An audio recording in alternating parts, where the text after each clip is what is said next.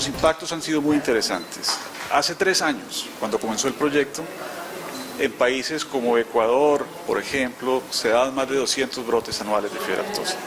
Hoy la región como un todo lleva más de 2 años sin brotes de fiebre aftosa. Es decir, hubo toda una estrategia de coordinación entre los países, de trabajo en las fronteras, de desarrollo técnico, pero también de reuniones de coordinación de los servicios veterinarios, de trabajo en fronteras, que ha permitido realmente, en un periodo relativamente corto, dar un salto cuantitativo y cualitativo en el control de la enfermedad. Hoy tenemos en la región Colombia, que al iniciar el proyecto ya era un país libre con vacunación, pero que redujo sus niveles de riesgos porque se mejoró mucho el trabajo en Ecuador y en Venezuela, es decir, las fronteras del país, ¿no es cierto?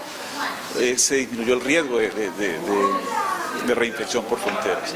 Tenemos a Perú, que en este periodo del proyecto obtuvo el reconocimiento de la OIE como país libre de fiebre aftosa. Tenemos en el caso de Bolivia ya más de 3 años sin que se presenten brotes, y Bolivia aplicando ya el reconocimiento lo obtuvo para la zona del altiplano boliviano y está próximo, dijéramos, a solicitar el reconocimiento de todo el país.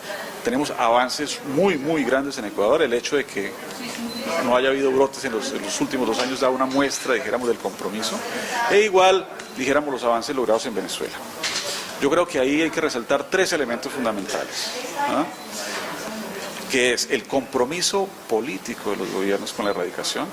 Sin ese compromiso sería imposible avanzar, ¿no es cierto? La participación de los productores, de las propias asociaciones de los productores, ¿sí? Y por supuesto también el tema de la cooperación técnica, ¿no? Los esfuerzos de la FAO en alianza con otros organismos internacionales para apoyar a los países.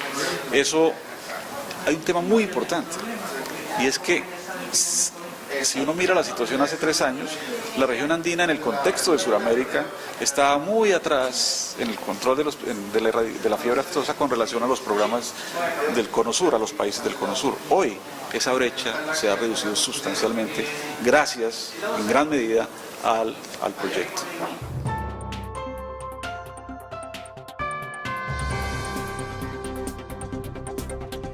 No es importante solamente llegar a obtener el reconocimiento, sino también mantenerse. Y ahí el tema es vigilancia constante. O sea, no se puede bajar la guardia, hay que mantener los sistemas de vigilancia, de alerta temprana, y estar preparado en caso de que en un momento pudiera volver a reaparecer. Es decir, tener todos los mecanismos in situ listos para reaccionar, pero un monitoreo constante.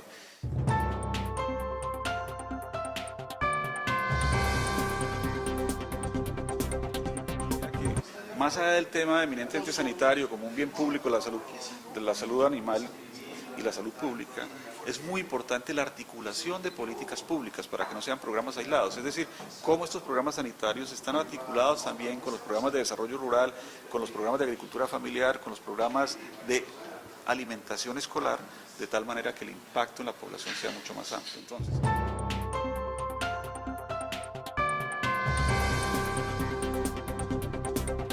el hecho de que Perú sea hoy un país libre de fiebre aftosa le abre nuevas oportunidades, ¿no es cierto?, de mercados a esos productos.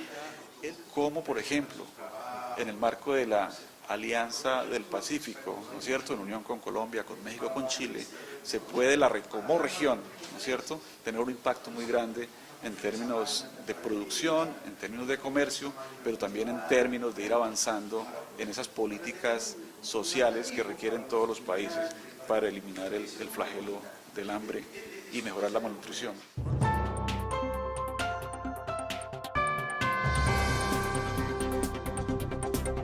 En el caso en la parte pecuaria, también a nivel del programa subregional andino tenemos un proyecto de cooperación de FAO para la erradicación de la peste porcina clásica, ¿no es cierto?, que es otra de las enfermedades que afecta fundamentalmente la economía de pequeños productores. Cualquier pequeño productor, cualquier productor rural tiene cerdos, ¿no es cierto?, y se convierten como en la alcancía, en una parte fundamental de la economía familiar. Estamos hablando que del total, dijéramos, de los productores de cerdos en América Latina, el 90% son pequeños productores. Y de ahí también la importancia de ese programa de fiebre aftosa. En temas agrícolas también hay, dijéramos, del trabajo con enfermedades transfronterizas y con enfermedades que hoy comienzan a reaparecer inclusive, ¿no?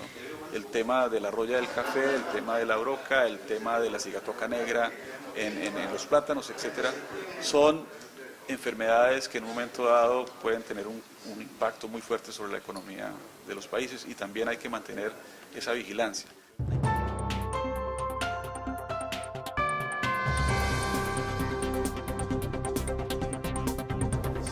Tres prioridades fundamentales que se convierten, dijéramos, en la carta de navegación no solamente de la cooperación internacional, sino del trabajo conjunto entre los países, la cooperación y las organizaciones de la sociedad civil y el sector privado, que son claramente un enfoque de trabajo conjunto para la erradicación del hambre, la pobreza y la malnutrición.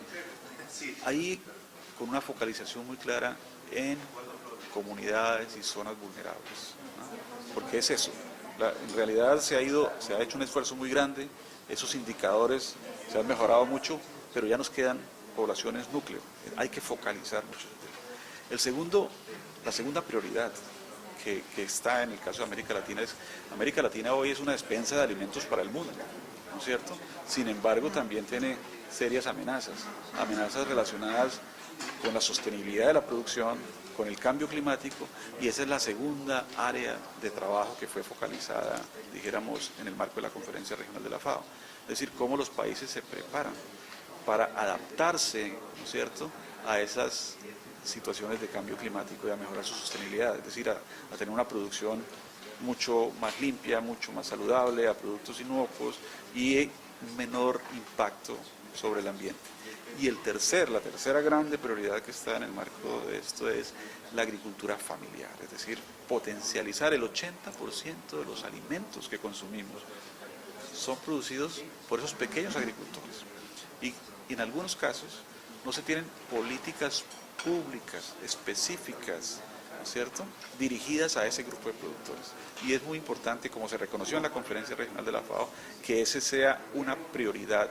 Y hoy en América Latina ya hay países que tienen ingresos altos, ingresos medios, y países que tienen experiencias exitosas, que han implementado modelos que son exitosos, que no necesariamente se trata de replicarlos exactamente, pero que sí generan lecciones aprendidas, y esos países tienen la capacidad y la posibilidad de apoyar a los otros, ¿no?, con talento humano, con algunos recursos, pero con ese intercambio de información que es fundamental, es básico para no repetir, dijéramos, tampoco errores que de pronto se habrían cometido en otra parte. Entonces el tema cooperación sur-sur, ¿no es cierto?, se vuelve fundamental en América Latina en la medida en que los países también van mejorando sus niveles de ingreso.